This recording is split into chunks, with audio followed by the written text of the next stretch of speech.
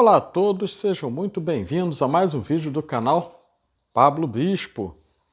Após um longo período em que, devido a razões pessoais, devido a uma série de motivos que fugiram à nossa vontade, estamos aqui de volta e de modo a dar sequência à série relativa a políticas públicas educacionais, metodologias de análise, temas e tudo que nos interessa nesse âmbito.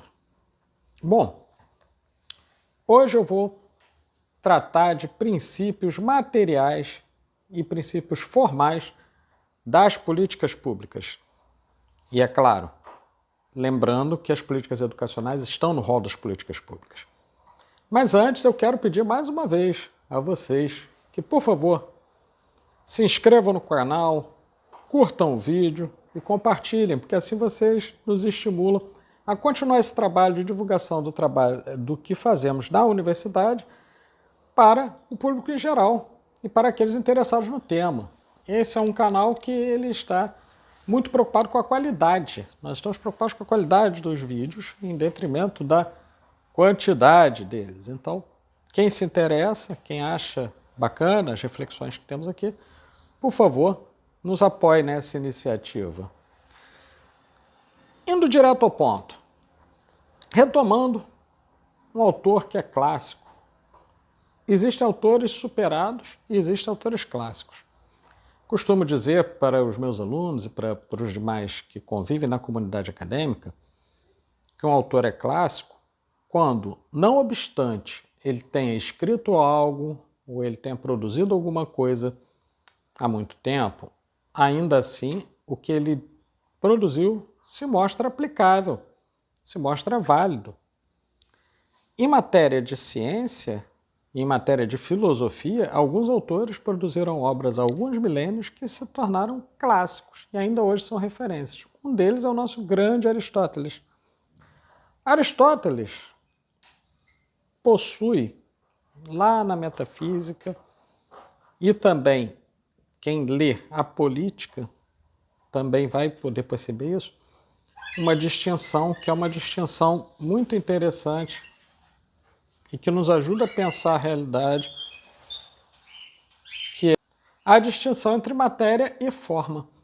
Matéria é entendido como sinônimo daquilo que chamaremos hoje de essência, conteúdo, e forma é a maneira como esse conteúdo vai se manifestar na realidade concreta.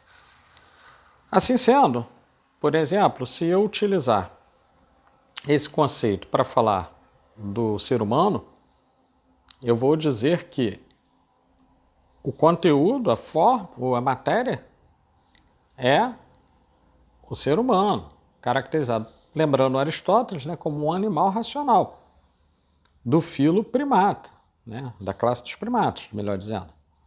Mas não é um primata qualquer. Ele tem características, ele tem formas de organização social, ele possui consciência. Para os que são espiritualistas, esse é o meu caso, ele possui uma alma, possui uma inteligência diferenciada, ele não é um animal. Mas não existe um único modelo de ser humano. Existem inúmeras diferenças entre indivíduos, entre etnias, culturas, gêneros. E essas diferenças, quando nós vamos para o caso particular, constituem a forma do ser humano.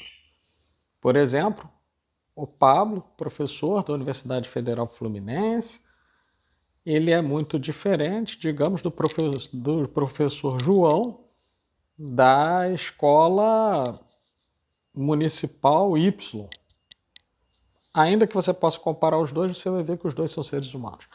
Essa explicação é rápida para que nós possamos entender que no meu modo de abordar as políticas públicas, existe também uma matéria e uma forma. E essa matéria e forma vão condicionar, por sua vez, princípios, que são princípios que podemos chamar de materiais e formais das políticas públicas. Se o conteúdo da política tem a ver com o exercício de poder na sociedade, a sua forma pode variar muito. O velho Aristóteles no livro A Política, identifica 3 formas possíveis de governo. E aí temos uma teoria das formas de governo aristotélica. Temos muitas outras, só estou citando essa porque eu me remeti a esse autor. Nós temos aí monarquia, que é o governo de um, aristocracia, que é o governo de alguns que seriam, entre aspas, os melhores, e nós teríamos uma democracia, que seria o governo dos demos, ou comunidades, né?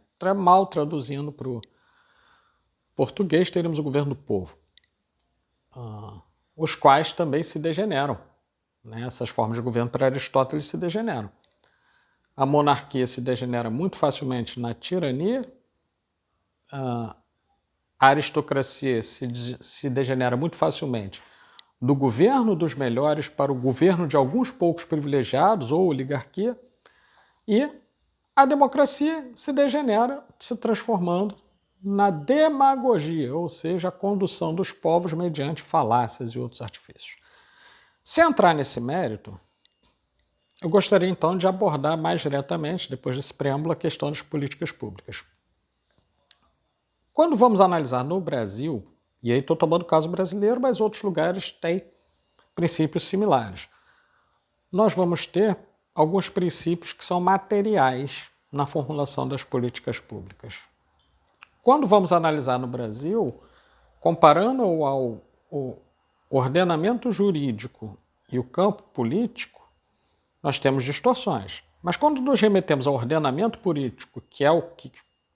ordenamento jurídico, que é o que gera os limites e possibilidades de ação política, e que estão presentes principalmente na legislação infraconstitucional e na Constituição Federal. Quando vamos falar de educação, por exemplo, as políticas públicas vão remeter à Constituição Federal, do artigo 205 a 214, e à Lei de Diretriz e Bases da Educação, que condiciona toda a legislação que vem a seguir.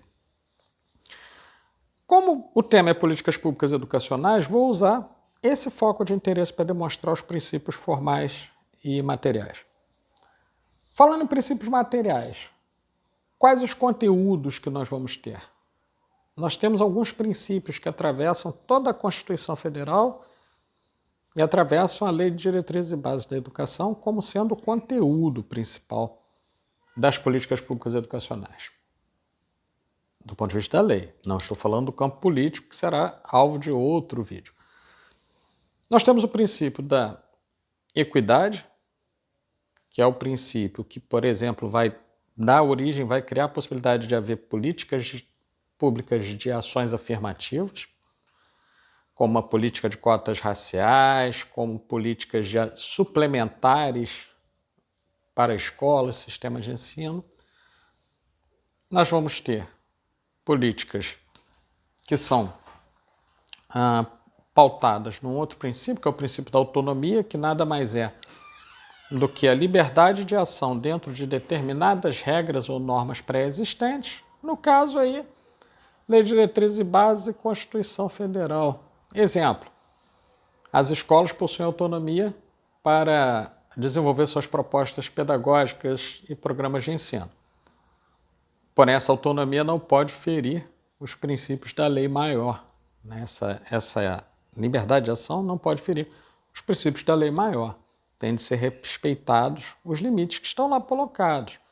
Exemplo, a garantia de uma educação que não seja discriminatória contra a raça, cor, credo, gênero e questões político-ideológicas.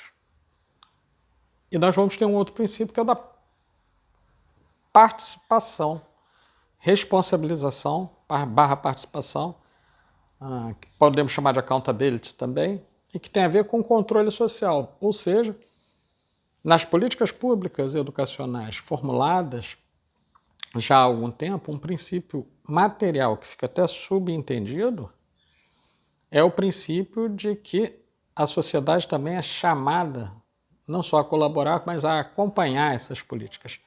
Exemplo, artigo 205 da Constituição Federal.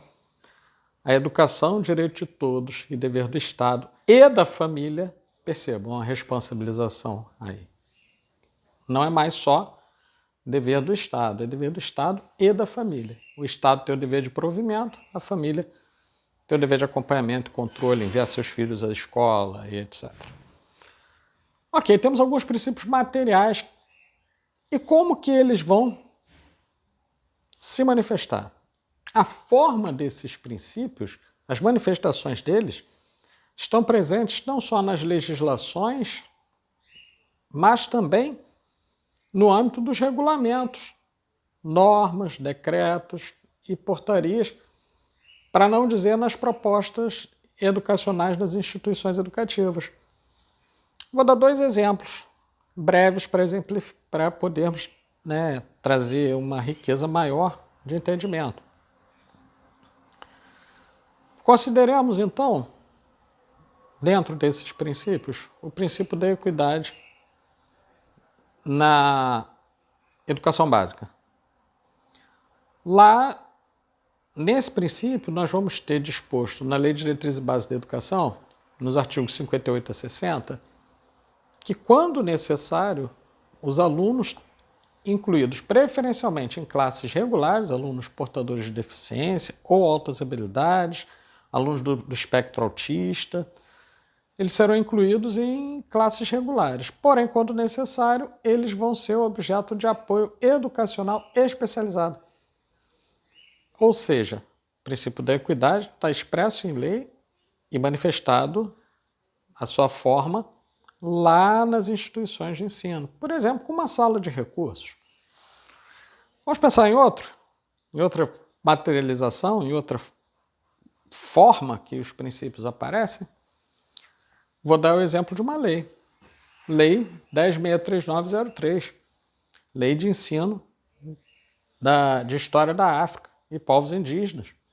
Uma lei construída de maneira que interferir nos currículos, até na educação superior, na educação básica, e trazer para o conhecimento do educando a história desses povos e comunidades tradicionais que são elementos entendidos como constitutivos da identidade nacional brasileira, que por muito tempo foram silenciados e apagados dos materiais didáticos escolares.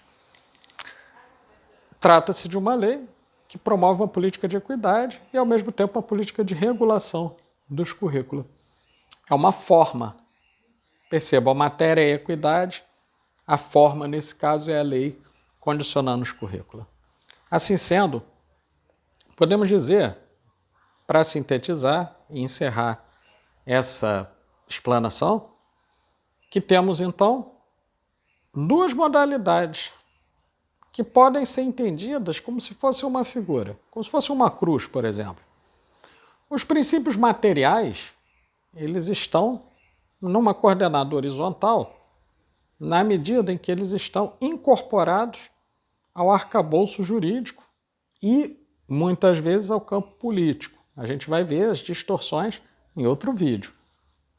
E os princípios formais, eles têm a ver com a hierarquia, os níveis e modalidades do sistema de ensino. Então a gente pensaria lá no topo da cruz, esses princípios materiais condicionando a construção da legislação, condicionando a LDB, condicionando a construção de leis federais, leis orgânicas municipais, leis estaduais, propostas pedagógicas, projetos políticos pedagógicos, a ação de conselhos.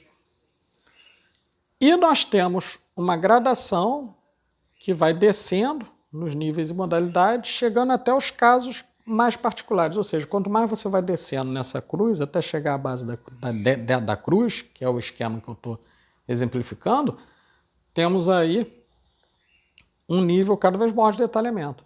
Então, por exemplo, um princípio de equidade, ele pode, digamos, se transformar numa política pública de atendimento de largo espectro, como, por exemplo, o programa de alimentação escolar e os conselhos de alimentação escolar, que são instituídos por lei e dão suporte do governo federal à alimentação escolar em municípios, estados, no nível das unidades escolares. Então, percebamos, uma análise que considere esses princípios deve levar em conta, para encerrar, o fato de que um princípio não se converte necessariamente em algo concreto. Para que isso ocorra, é necessário haver uma série de elementos jurídicos, políticos, muitas lutas sociais, debates acadêmicos e tudo mais para que esses princípios se efetivem. E aí sim, existe uma contraparte política, a qual tratarei mais adiante quando falar do campo político e a sua influência nas políticas públicas educacionais. Esse é o fim desse vídeo. Eu sou, para quem ainda não me conhece, quem está chegando agora no canal, eu sou Pablo Silva Machado Bispo dos Santos, professor associado da Universidade Federal Fluminense, integrante do NUGEP, que é o Núcleo de Estudos de Pesquisas em Gestão Educacional e Políticas Públicas Educacionais. Sou líder do Núcleo de Pesquisa POLIS, da Universidade Federal Fluminense, que é o Núcleo de Pesquisa e Estudos em Políticas Públicas e Instâncias de Socialização. Sou membro fundador da organização Kairos para a Transformação Educativa, membro do Comitê Assessor de Pesquisa da Pró-Reitoria de Pesquisa, Pós-Graduação e Inovação da Universidade Federal Fluminense e pesquisador associado ao Núcleo de Estudos Empresariais e Sociais da Universidade Federal Fluminense. Quem quiser conhecer mais a respeito do meu trabalho, por favor, consulte o currículo Lattes, lá vocês vão ter acesso. Eu vou deixar tanto o link do currículo Lattes quanto o link do Google Acadêmico para que vocês possam consultar, quem tiver interesse, artigos e demais produções que eu realizei. Muito obrigado mais uma vez. E lembrando, pois, como dizia São Tomás, cogitatio, repetitio, disputatio, ou seja, primeiro cogitamos, repetimos, para depois estarmos prontos para debater. Então, nesse momento no repetitio, para poder consolidar, por favor, curtam o vídeo, compartilhem, se inscrevam no canal, isso é muito importante. E quem desejar ter novidades, assina o sininho da notificação. Muito obrigado e até a próxima!